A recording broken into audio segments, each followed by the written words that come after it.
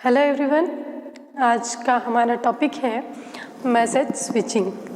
Message switching क्या होता है ये पढ़ेंगे हम इस वीडियो में। इससे पहले हमने जो प्रीवियस वीडियो में पढ़ा था कि वो सर्किट स्विचिंग क्या होती है।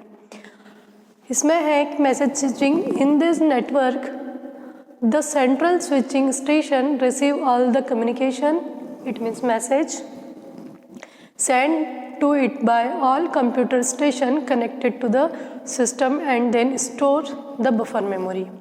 It means कि जो मैसेज स्विचिंग होती है इसमें क्या होता है, स्विचिंग सेंटर होता है।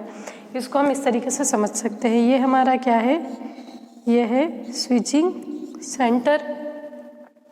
अब क्या लिखा है कि जो है switching centre receive all the communication send to it by all computer station connected to the system. ये क्या करेगा, जैसे अलग अलग जो है कंप्यूटर स्टेशन जो है इससे कनेक्ट हैं, ठीक है, ये अलग अलग कनेक्ट हैं।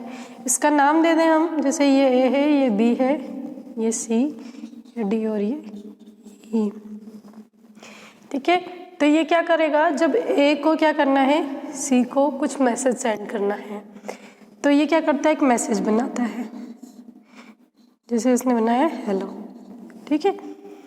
मैसेज बनाने के बाद में जो उसका एड्रेस है वो दे देता है, वो क्या सी दे देता है, और फिर इसको सेंड करता है। तो ये जब ए जो है इस मैसेज को सेंड करेगा तो इसको कौन रिसीव करेगा, स्विचिंग सेंटर रिसीव करेगा।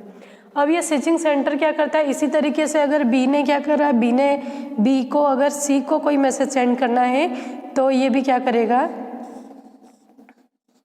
हाय लिखेगा, और इसका एड्रेस जो है, ये ए जो डिनोट कर रहा है वो एड्रेस है, और इसने लिख दिया डी। मतलब हर पैकेट के साथ में क्या हो रहा है, मैसेज तो है ही सही, उसका डेस्टिनेशन एड्रेस भी है कि उसको कहाँ पर जाना है, किस कंप्यूटर स्टेशन पर जाना है, ये लिखा हुआ है। फिर each message carry it destination address, वही बताया, जैसे अगर ए को सी स्टेशन तक जाना है, मतलब ए कंप्यूटर सिस्टम के यूज़र ने सी को कोई मैसेज दिया है तो वो क्या कर रहा है, उसके पैकेट पे उसका एड्रेस लिख रहा है। फिर है जैसे as soon as line are available message are forward to their address. जैसे क्या होती है, लाइन अवेलेबल होती है। अभी मैसेज स्विचिंग में क्या होती है, लाइन बिजी भी होती है। जैसे अगर उस रूट का यूज़ कोई दूसरा कर रहा है, जब तक वो क्या लाइन क्या हो जाएगी, बिजी हो जाएगी।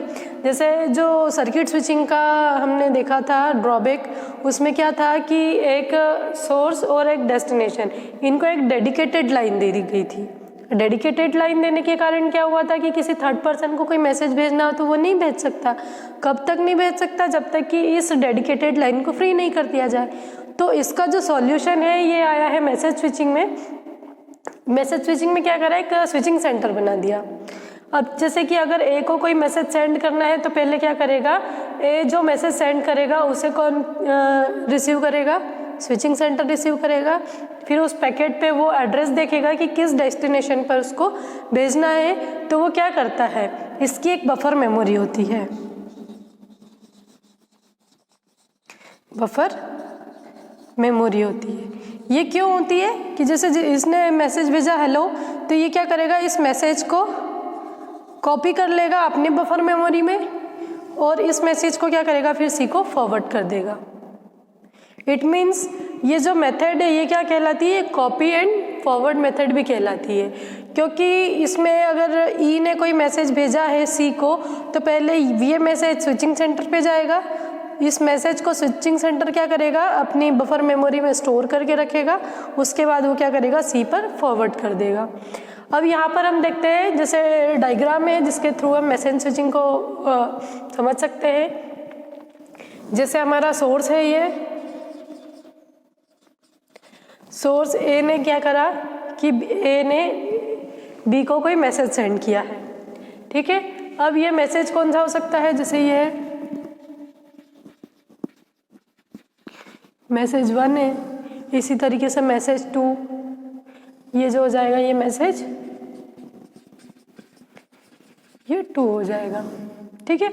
तो डिफरेंट रूट होते हैं, अलग अलग पाथ के थ्रू हमारा मैसेज जो है बी तक जा सकता है। जैसे फर्स्ट पाथ देखें हम, तो हमारा मैसेज क्या हो रहा है, ए हमारा सोर्स है, बी स्टेशन क्या S1 station, S2 station, S4 station और S6 स्टेशन से होते हुए हमारा कहाँ गया, बी पे गया। मतलब ये कैसा हो जाएगा, S1, S2, S4 और S6, इन 4 स्टेशन से होता हुआ हमारा जो है वो बी पे चले गया। अब इसी बीच में क्या होता है कि ये एक रूट था, अब जो है दूसरा रूट क्या हो सकता है कि ये जो है S1 पे जाए, फिर S2 पर जाए, S2 से S3 पर, S3 से S4 पर और फिर S5 पर।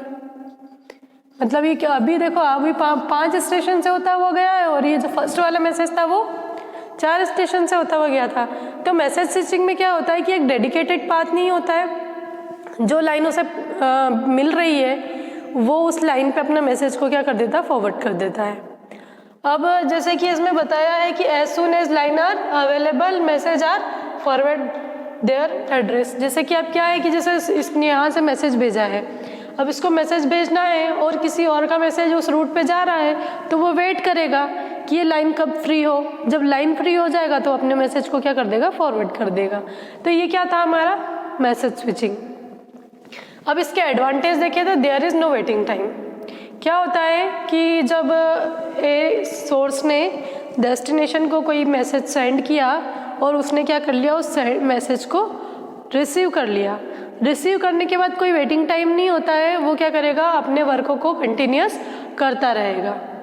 तो इसलिए ये इसका एडवांटेज है। अब डिसएडवांटेज क्या है, तो it require large amount of data buffer to hold a receive message. क्यों? क्योंकि हमने देखा कि क्या है, स्विचिंग सेंटर क्या कर रहा है, जितने भी कंप्यूटर स्टेशन से डिफरेंट स्टेशन से मैसेज आ रहे हैं उसको क्या कर रहा है, अपनी बफर मेमोरी में स्टोर करके रख रहा है। अब जितने ज़्यादा मान लो कंप्यूटर स्टेशन होंगे उतनी ज़्यादा बड़ी हमको बफर मेमोरी की ज़रूरत पड़ेगी। तो इसीलिए ये बता रहा है कि large amount of data buffer memory की नीड पड़ती है। इसका ये डिसएडवांटेज है। For handle routing and storing message needed complex software program. अब हमने देखा कि यहाँ पे देख रहे हैं हम, जैसे किसी भी मैसेज को क्या करना है, सोर्स से डेस्टिनेशन तक भेजना है, तो हमें अलग अलग जैसे बोलते हैं ना राउटिंग, इट मीन्स उसको पाथ शो करना कि ये फर्स्ट राउटिंग ये है कि ये हमारा मैसेज S1, S2, S4 और S6 से होके जा सकता है। सेकेंड ये है कि हमारा मैसेज जो है S1, S2, S3, S4 और S6 से होकर जा सकता है। तो ये राउटिंग है। तो अब इसको हैंडल कौन करेगा, तो इसको हैंडल हमारा नॉर्मल सॉफ्टवेयर प्रोग्राम नहीं कर सकता। इसके लिए हमको क्या करना पड़ता है, एक जो है कॉम्प्लेक्स सॉफ्टवेयर प्रोग्राम की ज़रूरत पड़ती है। फिर क्या है कि मान लिया जाए कि हमारा ये जो रूट है, जैसे हम किसी यूज़र को मैसेज सेंड करना है और ये रूट क्या है, ऑलरेडी बिजी है, ये रूट ऑलरेडी बिजी है, तो क्या हो सकता है कि मैसेज की डिलीवरी में बहुत ज़्यादा डिले हो सकता है क्योंकि सिस्टम बिजी होता है। जैसे हमने एग्जाम्पल में देखा होगा, अभी तो व्हाट्सअप मैसेज चल गए, अदरवाइज हम जब हमारे मोबाइल में क्या करते हैं, टेक्स्ट मैसेज करते थे, तो आपने देखा होगा कि कई बार हमने मैसेज अभी किया है और उसको डिलीवर नेक्स्ट डे हो रहा है। क्यों होता है ये, तो प्रॉब्लम ये है कि लाइन बिजी होने के कारण क्या होता है कि वो मैसेज डिलीवर ही नहीं हो पाता, तो वो उसको कई बार बहुत ज़्यादा वेट करना पड़ता है। तो ये इसका डिसएडवांटेज है। अब इसका डिसएडवांटेज कहाँ पर हम उसको मैनेज करेंगे, तो जो हमारा नेक्स्ट है पैकेट स्विचिंग, इसमें इसके डिसएडवांटेज को हम क्या करेंगे, मैनेज करेंगे। अब ये हमारा है मैसेज स्विचिंग का टाइमिंग डायग्राम। टाइमिंग डायग्राम में देखें कि तो ये क्या शो कर रहा है, ये हमारे टाइम को शो कर रहा है। ये जो है ये बॉक्स ये क्या कर रहे हैं, मैसेज को शो कर रहे हैं। तो जब एक मैसेज जा रहा है उसके बीच में ये जो है इतना गैप है और फिर दूसरा मैसेज जा रहा है, फिर इसके बीच में इतना गैप है, तो ये क्या कहलाता है, क्यूइंग डिले। क्यों क्या होता है, जैसे कि 4-5 मैसेज है अलग अलग यूज़र के, तो वो क्या होता है जब सेंड होता है तो क्यू में होता है कि जब लाइन, जैसे कि एक ने मैसेज सेंड किया उसी लाइन पे, जब वो लाइन फ्री हो जाएगी तो दूसरा सेंड करेगा, फिर वो लाइन फ्री होगी तो तीसरा। तो ये जो है ये क्यूइंग डिले है, क्योंकि वो मैसेज क्या काय में आ जाते, क्यू में आ जाते हैं एक के पीछे एक। तो जो मैसेज पहले आता है वो पहले क्या होगा, सेंड होगा। तो ये जो है ये क्या शो कर रहा है, ये जो गैप है ये शो कर रहा है क्यूइंग डिले को, और इधर जो है लास्ट में ये प्रोपोगेशन डिले बता रहा है। तो इस तरीके से ये हमारा क्या है, मैसेज स्विचिंग का टाइमिंग डायग्राम है। तो हमने जो सर्किट स्विचिंग पढ़ा ये क्या था, ओवरकम था किसका, सर्किट स्विचिंग का। और जो है अब मैसेज स्विचिंग का जो ओवरकम है, जो डिसएडवांटेज है इसके, ये हम किस में पढ़ेंगे, पैकेट स्विचिंग में। आई होप आपको आज का वीडियो यूजफुल लगा होगा। Thank you very much.